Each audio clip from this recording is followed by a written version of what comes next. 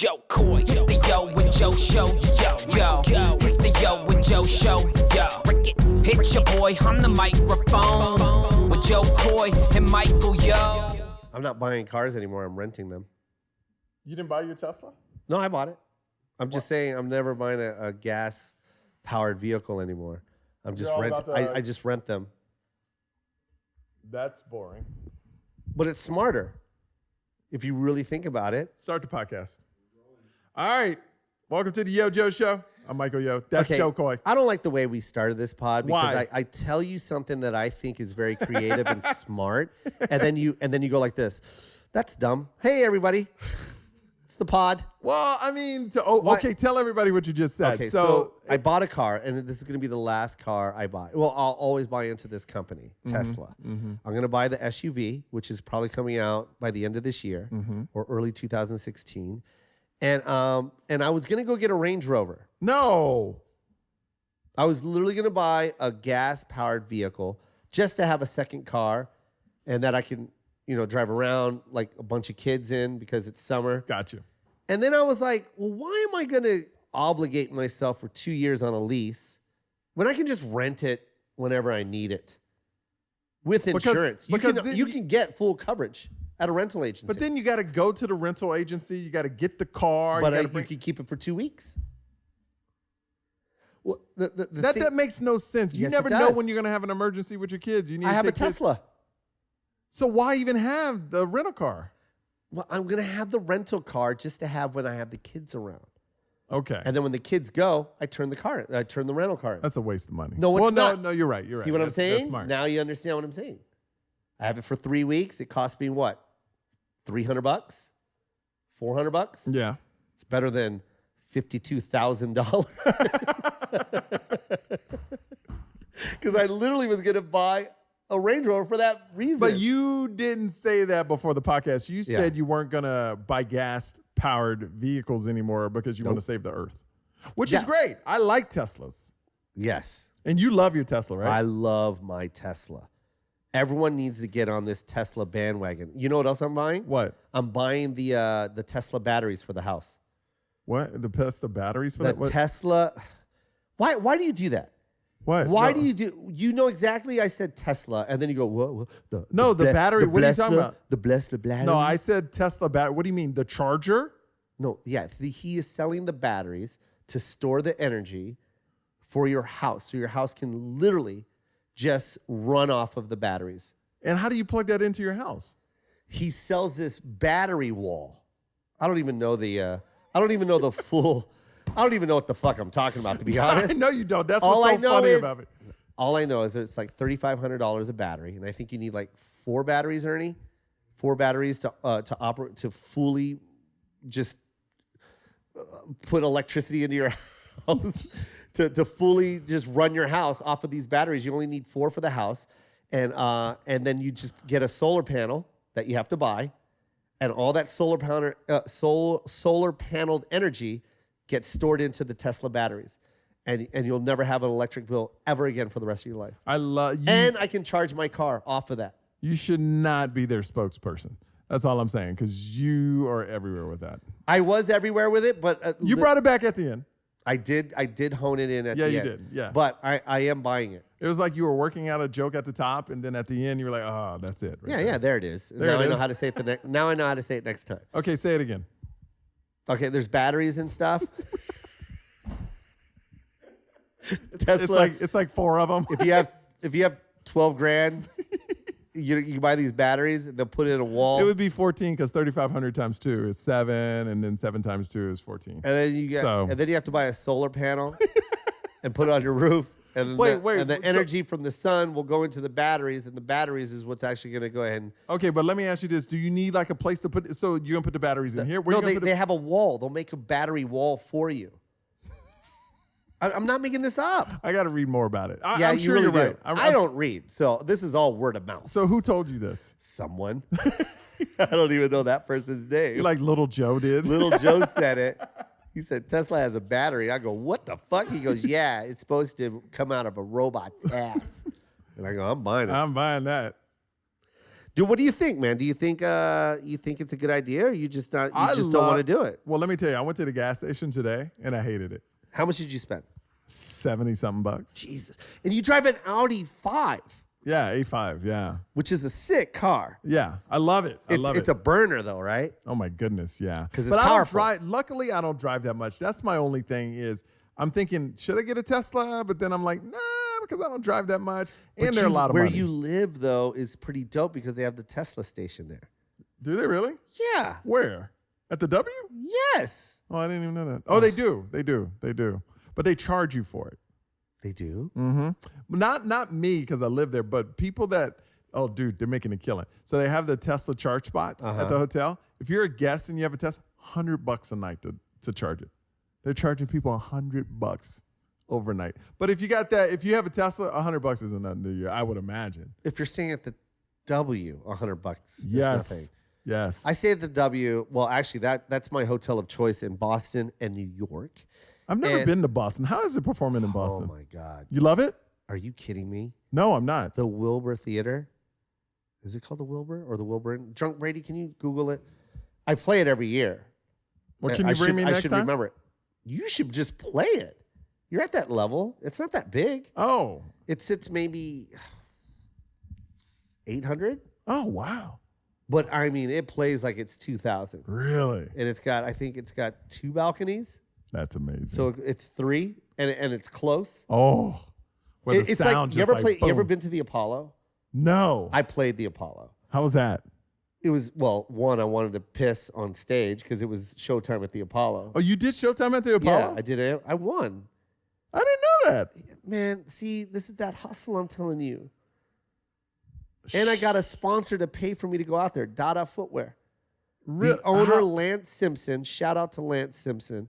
He owned Dada Footwear at the time. This is like the beginning of urban streetwear. Uh-huh. When it was like Dada and, you know. Yeah. And Dada Footwear, and you remember Dada hats? Yes. So anyways, Dada Footwear, Lance Simpson was a fan of mine, and I actually approached him with a comedy show in Vegas that I was producing, and I needed a sponsor, and bam, he was like, let's go, let's do it.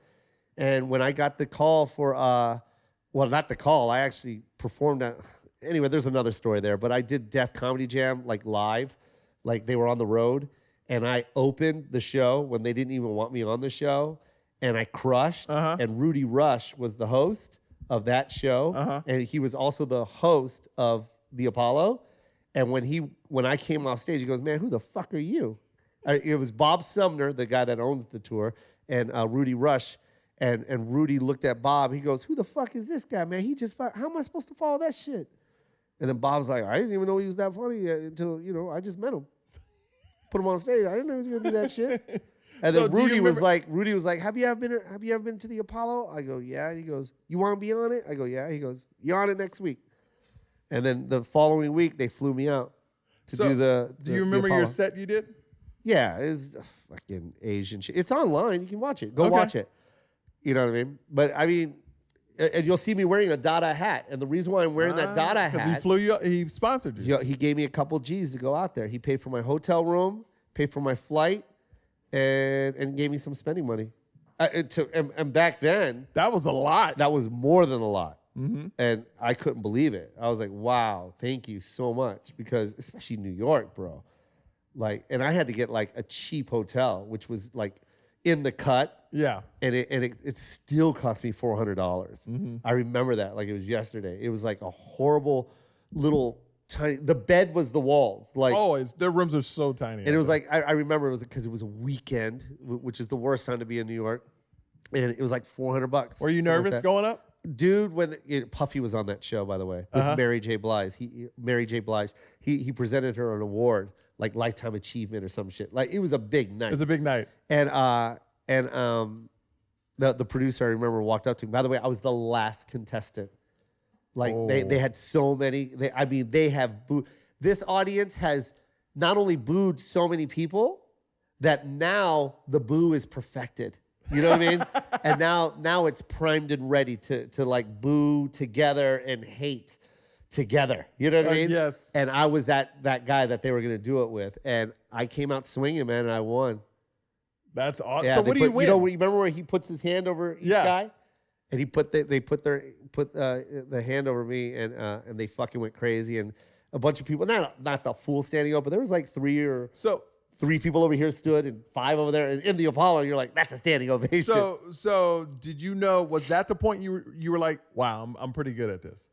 Or did you know before that? I knew before. Okay. I knew I was like, yeah, because I was already doing Def Jam and I was doing the Black Comedy Tour. Okay, got you. So I was already kind of like doing my thing. But when I did the Apollo, I mean, this is, by the way, this is in its prime too. The kids today don't know what the Apollo is, I don't think, unless you watch repeats. Like when I did it, this was the Apollo, bro. Like the original stage, the original theater, that original red curtain, that stump on the side of the stage, and the producer, you know how many times they told me you better rub that stump?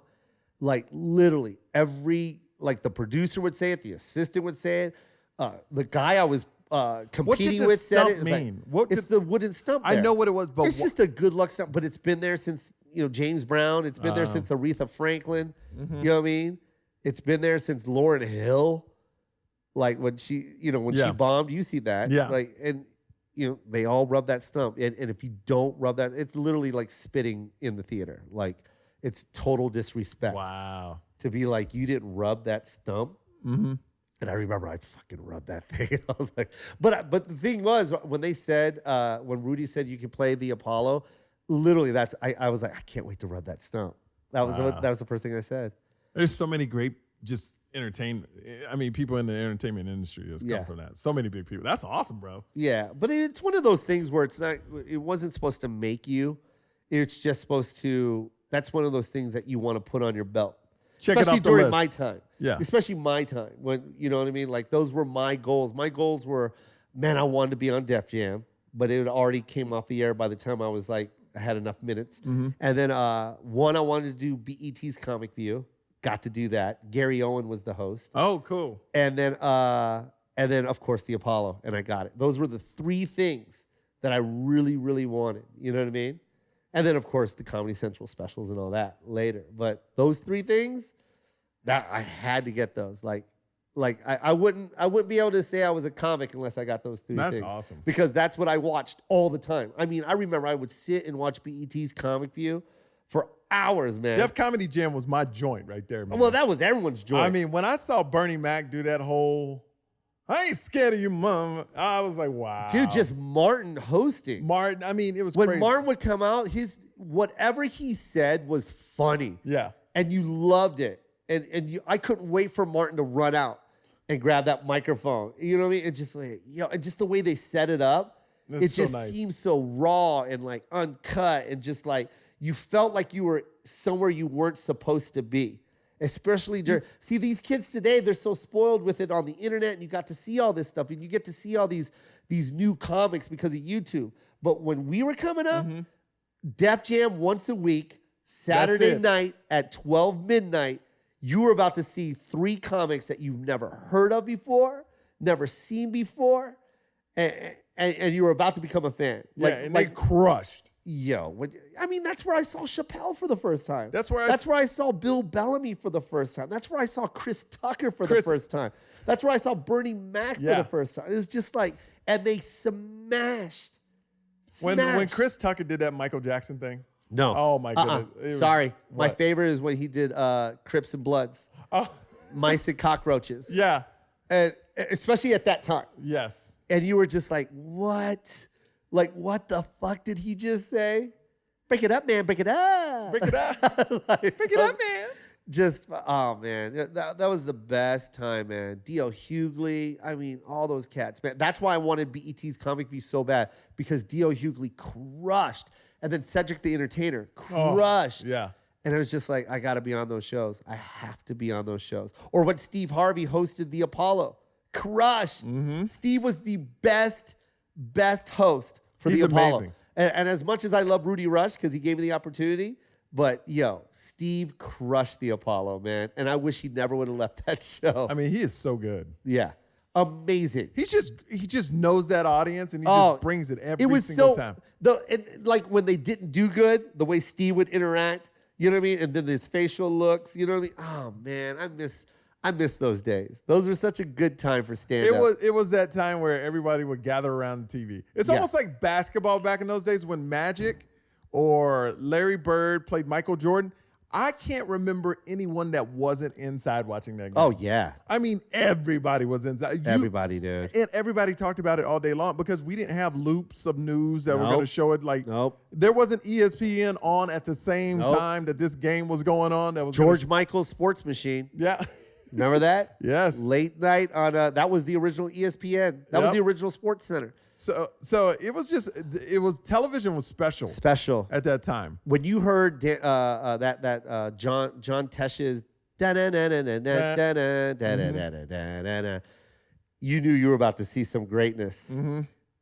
And then they announced the two headliners from each team. Charles Barkley's. Yep. You know what I mean? Phoenix Suns versus Michael Jordan's Chicago Bulls. You're like, oh, fuck. Let's do this. Microwave popcorn. Or I'm going to take it back further than that. The whole, this is how what goes sell. The NFL. Man, that's even older, man. Oh, man. That's when we were babies. And then it would go, dun dun dun. That's Chicago Bears versus slow-mo. Yeah.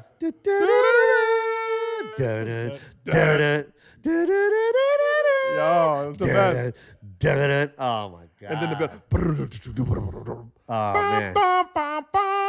Oh, just got you ready, man. You're about to see some greatness on the field, man. But you know, one thing I'm happy about is the whole Cavs and Warriors series is like that now. Oh yeah. You know, it's everybody is inside watching that game. I feel like it's back.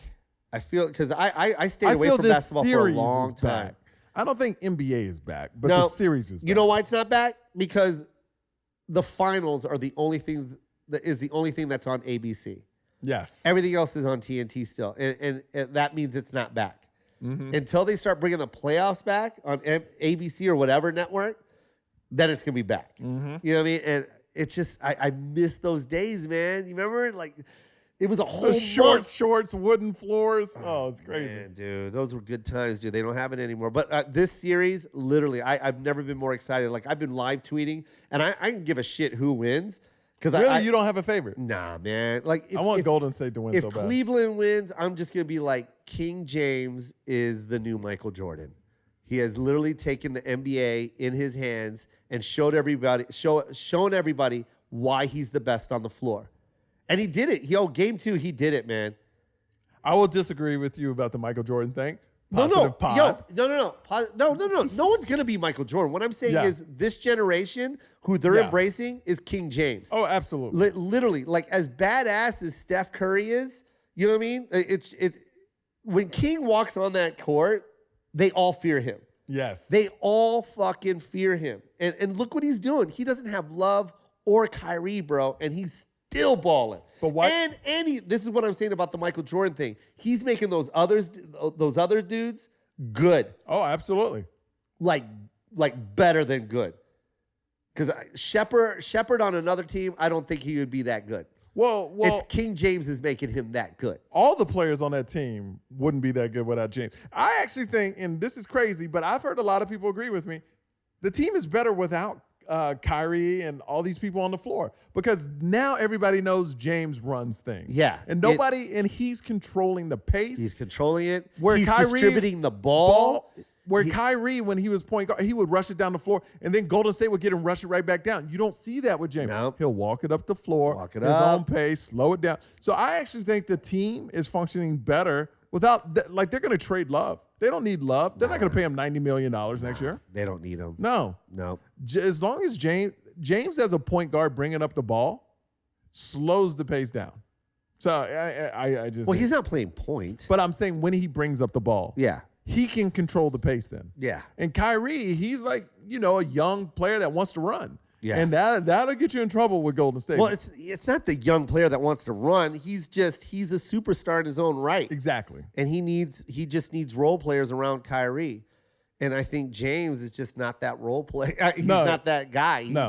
James needs role players. Where James stepped back for Dwayne because Dwayne had the championship. But Dwayne also, here's the thing Dwayne did when LeBron Got there, he was like, it's LeBron's team. Yeah. This is a dude that has 2 championships, was MVP. All that. It was like, dude, it's your team. You run it. Yep. I'll be a part. And that's why I think James was like, all right, cool, man. It's you do you. Yeah. You shine. Yeah. Where you never heard Kyrie say that. You've never heard Kyrie say, dude, this is James' team. Really? Never. Not like Dwayne. I think James. I think when Dwayne did it at that time, I think people were still questioning James because he hasn't won a championship yet. So I think Dwayne, since he had the 2 championships, understood that James was the fucking man. But I don't think the rest of the world knew, and I think that's why he did it to you know what I mean, to acknowledge James's greatness. But now I don't think anyone needs to say it anymore. You know what I mean? No, I got like Kyrie. I think Kyrie just knows, oh, fuck, King James is on our team. But when King James came, he didn't have championships, like you said. But Dwayne, But it was a big No, three. but when James coming back to Cleveland, he had 2 championships. yeah, no, I get what you're saying. You see what I mean? Yeah.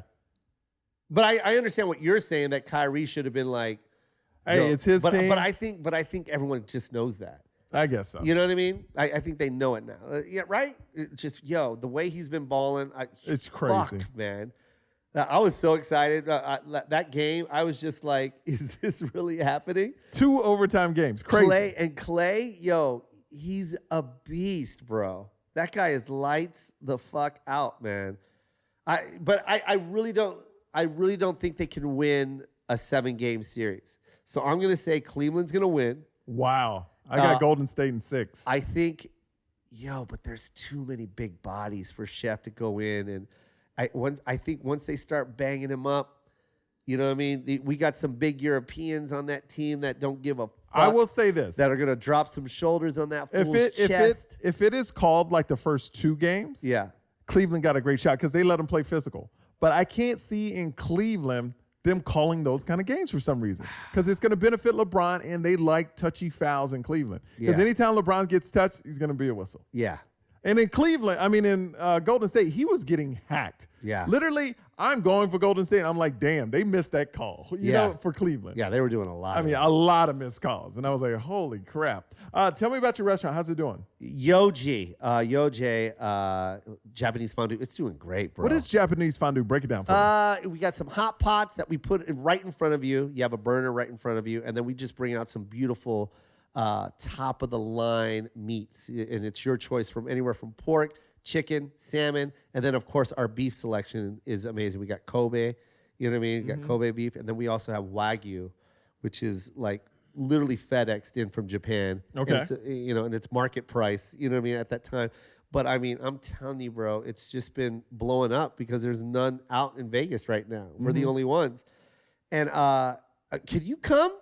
We're going to do a podcast there. You just let me know. I will fly you out, and we'll do the pod, and we'll do it live, and then everyone come and eat and watch us do the pod live. That'll be kind of cool, I I'm think. down. Let's do it. Let's do it. Bring your wife out, My girlfriend girlfriend.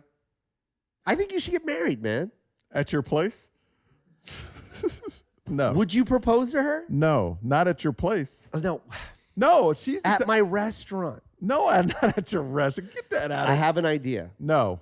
Buy a ring, No. Yes. okay? And then while the water is boiling, I'll have the waitress drop the ring inside the boiling water That is the dumbest idea I've ever heard in my life. No. and let her pull it out of the fucking hot All water. melted and shit. And then right when she pulls it out with the tongs, go like this, will you marry me? How is that made for TV movie or what, Drunk Brady? That's how Drunk Brady would do it. No. No? Mine's going to be romantic. I can't wait. Your lady's hot, by the way. She's gorgeous. I What's love her. her IG? Oh, at Claire Elise. Okay, follow me. Claire Elise. I just requested her. Hopefully she'll follow me. No. I'm a creep. Yeah, you are. She's so hot. She is hot. You're so lucky. We are going to have amazing looking kids. That's all I'm saying. They're going to be I don't gorgeous. think she's gonna say yes. Personally, I don't think she's gonna say yes. Really? And I'm gonna call her and see maybe I can talk some sense into her. Okay. When are we doing the podcast? Let's really set a date so people in Vegas can come out. Let me go to my calendar right now. How's that? Okay, fine. Want me to do that? Yeah. Now, All do right. you want I'm this? on my iPhone, and it only has one button because that's all you need. One home button. You got the stupid Samsung with 17 buttons. It has one. Don't even know how to It flip has your one. phone. You don't It even has know how one. to flip your camera actually, over. the people on Periscope, they were saying that the iPhone doesn't do that either. Oh, yeah. yeah. It took you 45 minutes to figure that out. Hey, leave me alone. All right, let me look. Let's say early July. I'm down. Are you should be free, right? What about 4th of July weekend? That's for. No, I'm in Hawaii. Oh, okay. So it'd have to be like July 14th, July. like on a weekday, I might be in. or July 18th I on might a be weekend. in Abu Dhabi. I don't know yet because. All right, so then let's not set up anything, No. Mike. Let's not set up anything because you don't know where you're I at. will let you know, Joe Coy. Let us know, you guys. Go to @MichaelYo or go to @JoeCoy. Tweet us, Instagram us. Tell us when you want to, if you're in the Vegas area, and all our Vegas peeps and listeners. Just tell us yeah. when you want us to fly out there, and we'll do it. Yeah, I believe probably like a Saturday is the best time, right? Yeah. Huh. All right, I like that. And then we'll do it like live on like a Periscope or YouTube or something like that. Yeah, too. let's do that. So people can see it, watch it live, and we'll Yeah. set up an exact time. Yep, Drunk Phil- Brady will be there. Yeah, Ernie. will be- Sweaty, wetty. See, Ernie it will be is there. Sweaty Ernie. Well, I started saying that after you said it. Oh, Sweaty Ernie. I like that. And we'll go out there. I'm down. How's that sound? Free food? Oh, my God, yeah. For the whole cast. Really? Yeah. Okay, good. Because I'm not paying. Yeah, I don't eat meat. All I need is a vegetable. We have a vegetarian plate. Really? Yes. What's on it? Thank you. He doesn't even know. Cabbage, tofu, shishito mushrooms, Ugh. seaweed, Mm. carrots, sweet potato. Have you heard of the Bimbo Pop? Bim Bim Pop? This is what pisses me off, you Bim guys. Bim Pop. Okay, we Bim were Bim supposed Pop. to wrap this up. This is what pisses me off, Ernie. All right, this is what pisses me off, you guys. He's Korean. Bim Bim Bop. It's a Bim Bim Bop. Like, I don't understand you.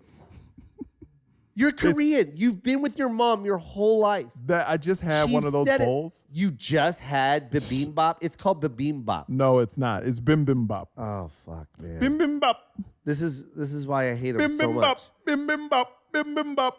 Your mom is so mad at you right now. No, my mom. Look, I ordered it off the menu. Google it. It is Bim Bim Bop.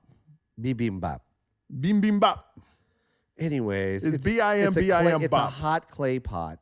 They put rice in there. Yes, and vegetables. They That's put it. the Korean beef in there and some vegetables, and no then you beef. put some Just vegetables and for the Michael Yo. Bim Bim Bop. then what happens is the clay pot not only heats up the rice, Mm-hmm. but it also puts a little crisp on some of the rice. And that's actually the best part of the whole meal.